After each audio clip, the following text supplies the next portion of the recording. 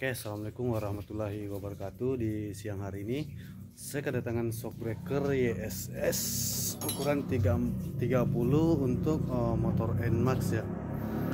Dimana shockbreaker ini mengalami kebocoran pada karet seal hidrolik.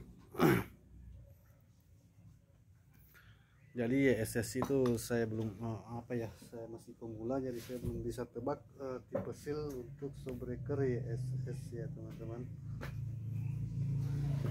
Untuk shockbreaker YSS ini dia menggunakan seal kecil ya, USH. Dia menggunakan seal kecil USH. Dan ada pun shockbreaker YSS seperti ini dia menggunakan seal TC seperti ini ya.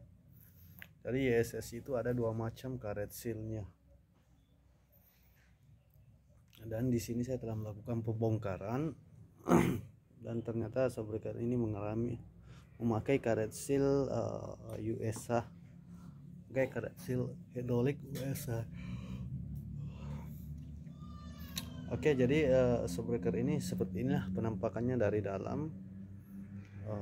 Di sisi kiri saya ini ada khas hidroliknya yang sangat-sangat mulus ya. Good condition atau istilahnya good condition. Jadi untuk shockbreaker ini saya hanya bisa membuat saat ini adalah video tentang dokumentasi saja kepada sang pemilik shockbreaker.